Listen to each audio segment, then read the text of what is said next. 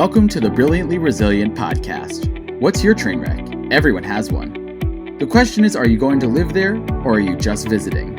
Let's check in with Mary Fran and Kristen to learn how to come through not broken, but brilliant. Hey everyone, before we dive into this week's episode, we have a resource that we wanted to tell you about. Transform every week of yours with our Brilliance Bit that will deliver right to your email inbox. Sign up for it at brilliantlyresilient.net and keep living brilliantly resilient. Hey everybody, welcome to another episode of Brilliantly Resilient. I'm Kristen Smedley here with my buddy Mary Fran Bontempo and a new buddy in our Zoom room recording with us today, Katie Bramlett. I hope I said that right because I didn't check with you on the front end. Awesome. All right, here's why I am already energized and so excited because we're talking fitness today, people. We are talking fitness, and that is what charges me up and has me able to do 957 things in less than 12 hours a day. It has been a cornerstone of my life, and I'm happy to talk about Katie's her look on this whole industry of fitness and why we are getting in shape with a company called WeShape. But here's what I'm really excited to dive into with Katie. Katie says that WeShape has the intention of advocating for women to stop focusing on the number on the scale, people. Stop it with the scale and instead put your energy and efforts towards a more meaningful intention, such as movement, rest, and a deeper connection with self. You are speaking my language, girlfriend. Thanks so much for joining us. So happy to be here and hopefully have a really good dialogue about this important topic. Yeah, I mean, okay. So yes, I was actually just on, I do advocating and coaching in the blind community because two of my three kids are blind. And we were just in a whole coaching thing yesterday, and the subject of talking scales came up. I will say it got hilarious with these talking scales because I'm like, I used to like to, on the ones before we had digital and the numbers would you actually saw numbers that would spin around a dial. And I knew how to lean just right to make it go less. But the talking scale is like, guess what? You weigh 100 and, it just tells you there's no faking it. But then we got into this conversation about the number on the scale, and that should not be the motivator. Tell us a little bit about that piece of this. I mean, I have to start with a tiny bit of context. So I've been in the fitness industry for 20 years. And up until about 3 years ago, I was sort of on a hamster wheel of sort of the traditional expectations and projections and construct of what we believed the reason why we exercise or work out, which is, I'll never forget when I first started in the industry, I had a coworker tell me, really, if we could just tell people they could join in the Look Better Naked, everything will be okay and they'll buy the membership. And I thought, I guess so. Yeah, okay. And so it was just like I was going along with what we're told, right? Like what we see in magazines and on social media that the goal is here's this body type. And if you can exercise to have the goal of achieving that body type or that number on the scale, you will feel happy, you will feel worthy. And about 3 years ago, I was running a very successful fitness company. And I said, I can't do it anymore. And my business partner and husband, we're still running the company together. But at the time, he was like, whoa. Why are you rocking the boat here? We're doing good. And I was like, I gotta talk about I can't sell 6-pack ab products anymore. It shouldn't be the intention. And I said, so once I kind of started down that journey, it was a very difficult time in my life because people in my company and my partner were supportive of the transition, but the industry as a whole was basically preaching the opposite of what I was trying to do. So I shut that company down and I started a new company, and it's all rooted in movement and rest and community and intention.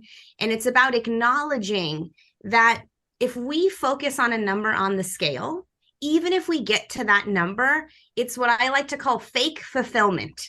It never actually brings us to the place of connecting with ourselves in a meaningful way, because we're focusing on an external validation or a projection that's put on us by somebody else or something else. So I wanted to start a company and have a product that focused on setting an intention for intrinsic motivation. What drives me internally to care for my body rather than trying to meet a societal standard?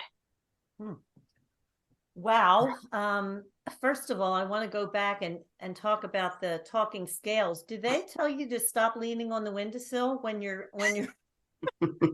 No. And there's no volume. There's no volume control on them. So the whole house knows exactly the number. but exactly to that point, the idea of now we've got a scale telling us what's acceptable and what is not acceptable. And the idea that you talk about this as it's fake fulfillment because it's coming from an external source, that resonates so much with me, because again, with so much in our society, we see all these things, these images, all this stuff that we're supposed to aspire to, when in truth, very, very, very few of us will ever get to that place. And as somebody of a certain age, that ship sailed long ago for me. Like, that is never, ever going to happen. And yet the idea of fitness is something that's so intrinsic to what we need to be healthy human beings that there has to be a shift. So how did you make that shift? And what you talk about bringing intention into this practice. So talk a little bit about that. Well, first of all, I played this game inside my mind, which was, you can't really do that because you're not an expert in that. You haven't overcome your own stuff yet. So how can you actually tell other people how to do that? That's all I want to say. I just want to put that out there. Who has? And so I had to get over that. And I had to say, well, my intention is to be on this journey and form a community of people who can move their body and exercise and work out for a different reason. And I'm going to do it anyway, even if I haven't overcome all my own stuff. And so I just did it. I will say, from a business perspective, I took a lot of risks, and I still am taking a lot of risks. Right? When I go to an investor and say, invest in my company, I'm changing the way we look at the fitness industry, and I'm helping women overcome issues with their body and learn how to connect from self-love. They're like, okay, cool. So, I feel like I had to kind of go through my own internal process of like, I can do this. And if you can just put out your intention, people who resonate will join the community. So it was kind of like my own internal process. And then I had to just accept that this was going to go against the grain and that I would get pushback and negative feedback. And I just have to sort of live in that. And I'm okay with that at this point. I've had many people tell me, you'll never be able to scale this business. Nobody cares about how they feel. They just want the number on the scale, and they want your product to promise that number. So I think it's just, I had to accept a number of factors and still decide to create my own reality in anyway. You know what I love that you said several times in there, the word process. And for me, my fitness journey, I mean, it started when I was little, and I was always playing sports outside, and then I found soccer. And it was just, I remember when I met my best friend and she introduced me to I was already on this. I was the only girl in a whole boys soccer league. And then she introduced me to an all girls team and league. And that is where I can look back and say that was the happiest time in my life as a kid when I found that. And I actually went back to that when I was really spiraling after my divorce 6 years ago. I was a complete mess in just this pit that I could not get out of. And I thought, okay, when was the last time I was at that I remember being unbelievably happy? And it was soccer. So I started putting soccer back into my fitness routine because I couldn't find the motivation to get to a gym or go for a run, like all the things. And when I started doing soccer, what I realized was playing soccer, what I realized is it's about how I feel in the moment of when I'm really like, kicking a ball or running or doing the things that I love, and how I feel afterwards. So like all of the words that I said in your intro, the relaxed and in touch with what it really clears my mind and all of that. So I mean, I'll go work out at least 6 days a week, if not 7. And people always say to me, how are you motivated to do that every day? I'm like, I'm not. I don't wake up in the morning and say, I can't wait to get there. I can't wait for how I'm going to feel when there's a certain zone that kicks in about 15 minutes for me. And then all the way through the rest of the day, I just feel like 100% myself and I can think clearer. But it's all been a process, not necessarily that I achieve all these mega fitness goals or God forbid 6-pack abs. That would be kind of cool though. Well, I think, in the fitness industry, it's very typical that people will join a workout product and they will use it for a few months and then they will not use it again. And I have a hypothesis that part of that reason is what I said in the beginning is I'm here to lose weight. I'm here to count my calories. I'm here to get a certain body. I'm here to get in the jeans. And I just don't believe that intention is the driving force for sustainable connection with your body and taking care of yourself. I often laugh that like people come into our product and they're like, okay, I'll do my workout product. And then they're like, oh no, she's going to cover all this other stuff. Because when we start to take care of ourselves when we haven't before, a lot of stuff is going to come up, right? For me, this product is not just about, we have all the exercise science and the movement and all of that. That's important. But for me, it's also about this journey of connection with self and learning how to care for ourselves in a way we maybe haven't before. And through that process that you're talking about, we can then cling to things like, oh, I feel better when I do this. Oh, I have more energy when I do this. Oh, I sleep better. But if we don't start with the intention of, I'm not going to do this because of the scale, I'm going to do this as an act of self-care, we have to start with that. So everything we talk about in WeShape, the first thing we talk about is intention. We got to have a more meaningful intention.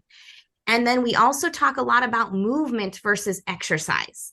Oftentimes people really want to go and burn maximum calories or do all these crazy things. Well, the reality is the body is designed to move in a certain way.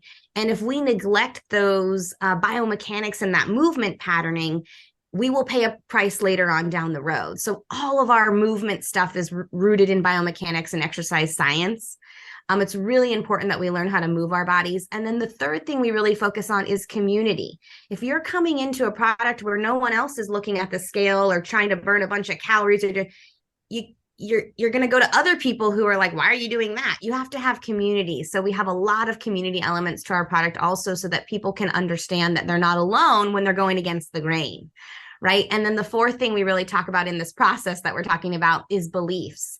Because if we have a belief that our worth and value come from a number on a scale or a certain gene size or a way our body looks, we're setting ourselves up for a lifetime of a poor relationship with self and body. So we really that's when we're talking about process at WeShape, that's the process we're really focusing on. So if people have ever joined our product, surprise, it's more than just a workout program. The thing that is really, really resonating with me here is what appears to be the natural dichotomy between working out, because people think of it as all physical, and what you are doing, which is introducing this mental, holistic component to this. Like you're a being, you're not a machine. You have more moving parts than a car engine, like there's a lot more to you than that. And I think the idea of ignoring that assumes that everybody is motivated by one thing. And that's that body that they strive to get, can't get, fail, and just forget it for the rest of their life. I'm never going to be fit. I'm never going to.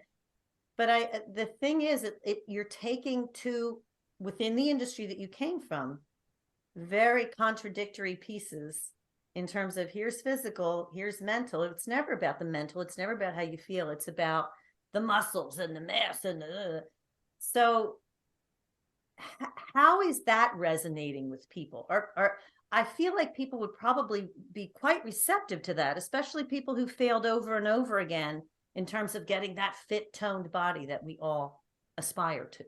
Yeah, I mean, it was very scary for me. I personally invested my own money from my other company into this company. And I've taken a lot of financial risk to build this product because the product by itself took almost 2 years to build. So, you know, I was scared, but once we launched it and people who are joining are like, wait, what? This is incredible. I've never felt like I wish I could just like show you guys some of the Zoom calls that we do. People are just like, I used to have a hard time getting out of bed in the morning. Now I feel like I have a sense of community. I used to suffer from depression, and now I'm like learning how to care for myself. It's more than I could have ever anticipated in terms of the reception. People were ready for it, right? And I feel like there is this thing, especially among people who identify as female. I had this belief system that if I went to go get a haircut, I was taking care of myself. I'm like, oh, got away from my kids. I got to trim. I got an hour in, and I slowly had to learn that my number one job in life was to better connect with self and learn to take care of me before I take care of other. And what I have discovered is that most people who identify as female have it the other way around. Mm-hmm. And so my hope is that not only I give people a product that's rooted in exercise and movement and science, but that I also give them an opportunity to put themselves as the number one priority. And that's why this journey with working out and moving your body is so much more than just a workout program. It's literally learning how to take care of yourself so that you can connect with yourself, so that you can feel better in your body, so that you can then actually care for others even better than you thought. Right? It's like it's all backwards. We're like, oh, let's take care of everyone and then I'll be last and then it'll all work out. And it never really does work out. But that is so, it needs to be on the billboards. It needs to be, and honestly, that's a message that I'm finally seeing. I feel like this is the tipping point in the world right now for this, especially for us women. It's coming from all different sources saying, self-love is the number one gift that you have to give yourself before you have anything to give anybody else. And you said it exactly right. I know at least I was trained or grew up in a mindset of give to everyone else. At the end of the day, when you've got 5 minutes, run around the block or something, and I've realized now I'm 51 and so wise now, whatever. You're right. It was the 100% exact opposite. And when I make sure that on my calendar every single day, I do not mess with, even if I can just get to the gym for 20 minutes, or I don't even really enjoy running for running's sake. I like to chase a ball, but I run on these crazy hills and stuff because there's a community of people in the park where I run. Like I'm the goofball that's running going, good morning, good morning.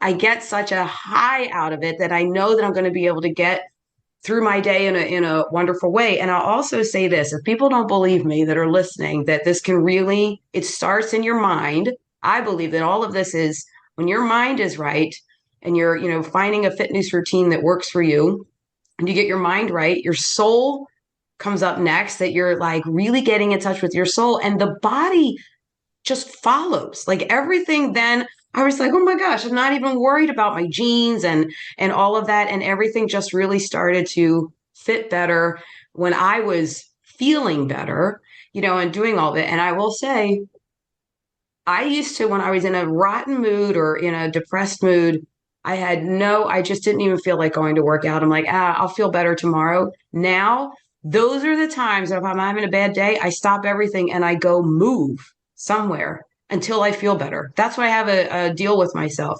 You're not leaving this track until you feel better. And it never fails. Sometimes it's 5 songs. Sometimes it's 15. The park doesn't like the days that it's 15 because I'm singing out louder when I'm running. But I will move till I feel better. Well, you know what's funny? I have this joke that I was in the fitness industry. I've been in the fitness industry for 20 years. And about 17 of those years, I hated exercise. Oh. And it was because I was doing it for the wrong reasons. I was doing it to get the external validation that I thought I would get. And it wasn't that I motivated myself through and I now love fitness. It was that I shifted my intention to, what are you going to do to take care of you? What are you going to do to feel good intrinsically, internally, regardless of the messaging that you're getting out in the world?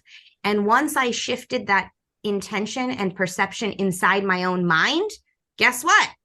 oh my gosh, I enjoy moving my body now. What a coincidence. I mean, so that's what WeShape is this process we're talking about. We're here to help people who are stuck, who feel like, oh, I can never stick with something. This is a process of learning to connect with self and caring for self in a new way. And that process takes some time, but it's worth the journey for sure. So I want to kind of touch on this idea more of movement, because I'm always joking with Kristen. In fact, I put up a Facebook post one time where we were on vacation. We were at the beach. She had a ball on the beach and was running around like a maniac. I showed a picture of myself sitting in my chair with my book, but I walk a lot on the beach. That's my movement. So for someone who doesn't think exercise, running around the track, like, there's just no way in the world that I would do a 10th of what Kristen does, but that feeds her.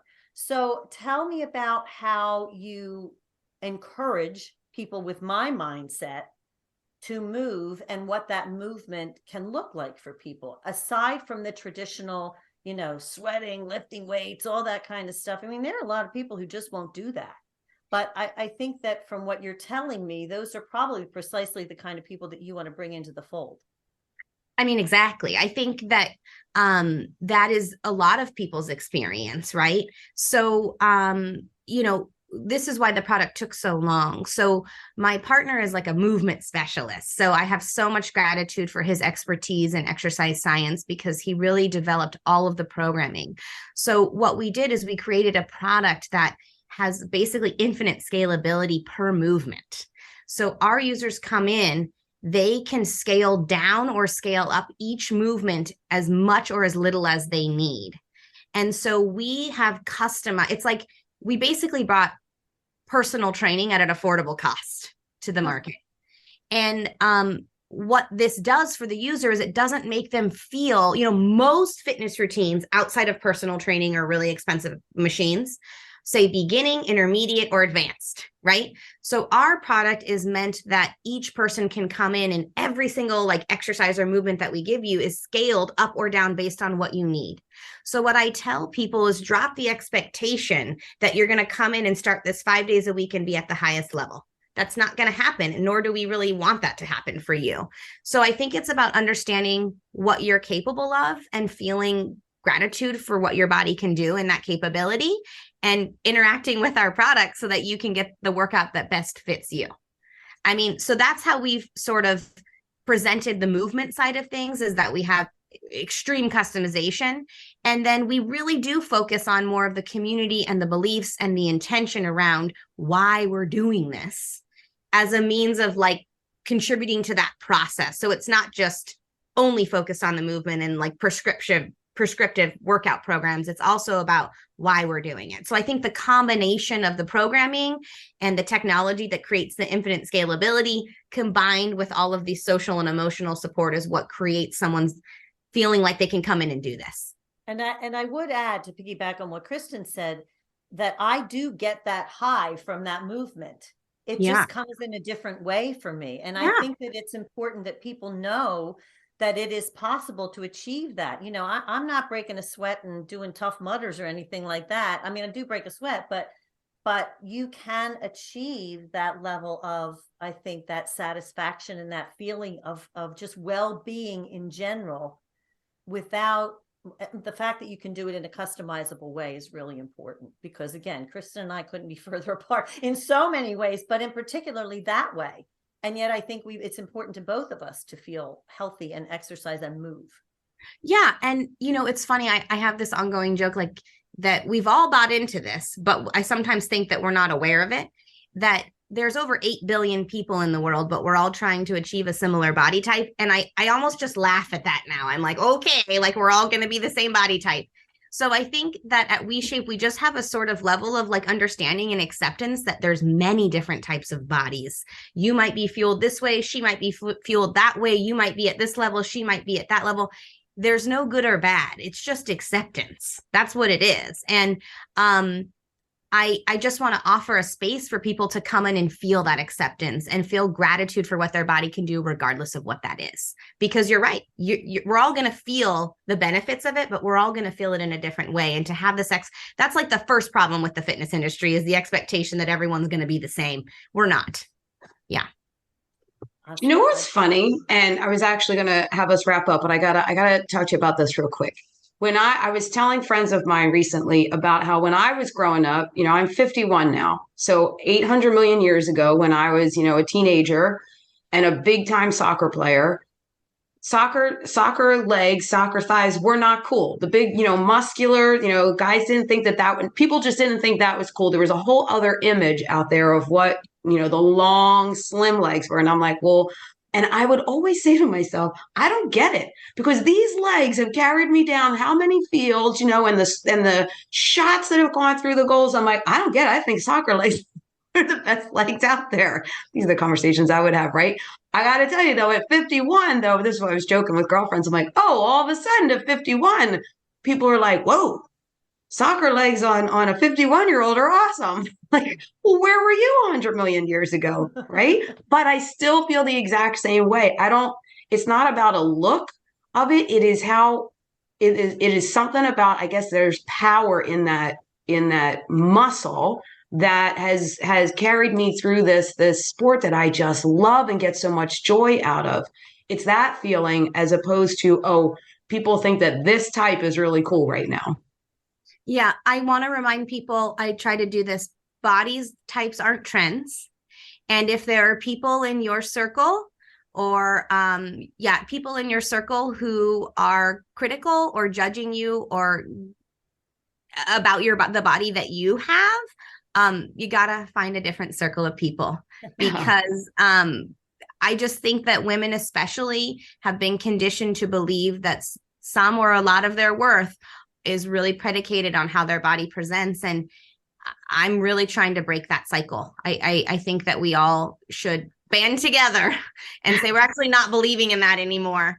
Yeah. And what matters most is what we believe about ourselves. And if there's not alignment with people in our community, then got to find a new community, because there are people who can have a different belief system than that. Well, totally agree. I love everything that you're saying. I mean, from beginning to end, and this holistic approach is really valuable for so many people who've kind of just taken themselves out of that fitness arena and said, I just can't do it. It's not for me. So yeah, here's an opportunity. It is for you. I love it. I was just remembering too, one time I said to a trainer at a gym I was at, I was like, dude, can you help me get swimmer shoulders? I want swimmer shoulders. And he goes, Kristen, you're going to have to swim. And I was like, oh, my hair can't handle that. And I'm a terrible swimmer. So I will stick with soccer. Yeah. On that note, all right, let's dive into the rapid fire reset. Sure. Real quick. This is our, for those of you that are listening, and we talk a lot about a mindset reset. It does not have to be okay, let me download all these episodes and let me go read 3 books to figure out how to reset. Sometimes in a moment, you can just, like I said, I walk until I feel better. I run till I feel better.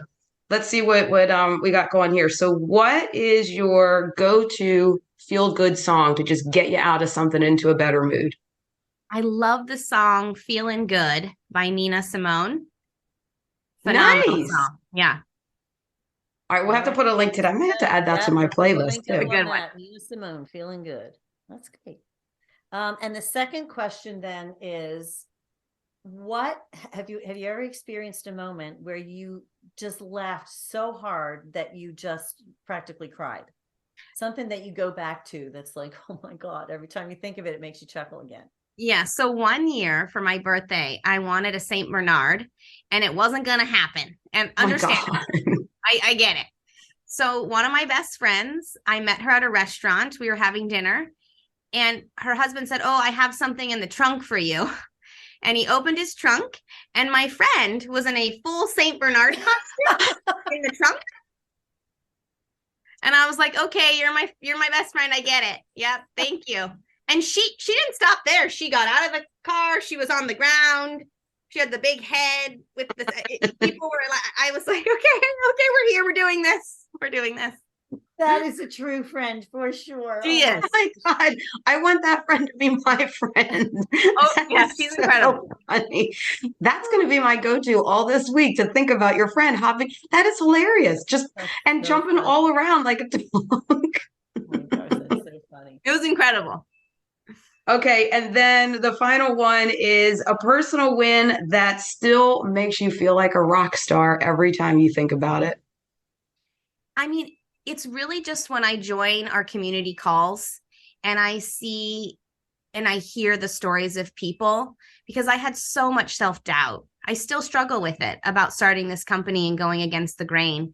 But when I enter that space, I remind myself that people are really benefiting from my risk, and they are really, this program and this product is really changing people's lives. So I think about that every day, to be honest with you. It's a huge win for me because it was a big risk and I do have a lot of self-doubt.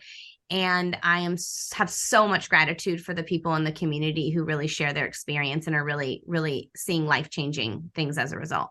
Thanks for giving us a different way to look at that, because sometimes when we say your rock star win, people think it has to be this big, amazing thing. But sometimes it's those everyday moments that you feel gratitude for what you're able to do and contribute and help people along with. So thanks for giving us a new way to look at that bit of brilliance. It was And literally just overcoming the self-doubt in my own mind. And that's, I think, most people's greatest challenge. I mean, Yeah. even if you are really, really good at something, it's very rare that you don't go, well, who's going to listen to me? Yeah. Why do I have the right to do this? And to have the bravery to go out there and put something out in the world that you really believed was going to change people's perspective and the way they approach something that was important to you. That's a risk. So thank you for doing that. And now tell everybody where we can find you. WeShape.com. And we're on all major social channels under WeShape. And also we have 2 social accounts, WeShape and WeShape Wellness. WeShape focuses all on movement, and WeShape Wellness focuses all on mindset, intention, and community. Awesome. Well, I can't wait to check it out and hoping to see some of our Brilliantly Resilient tribe in the WeShape community too. So thank you so much this has been such a fun conversation. Thanks so much for joining us and for the great work that you do to switch this mindset off of what everybody had traditionally thought about in terms of fitness. And now I think you've really changed a lot of minds, opened a lot of eyes today. So thanks for that. And for those of you that need additional resources to live brilliantly resilient, just head over to brilliantlyresilient.net. Link 3 times and the magic window appears. You can add your name, get our email, and have a bit of brilliance sent to you every week. We'll see y'all next time. Thank you so much. Really appreciate it. Thanks for tuning in to the Brilliantly Resilient podcast. Join our Facebook group and follow us on YouTube to be inspired with tools to reset, rise, and reveal your brilliance.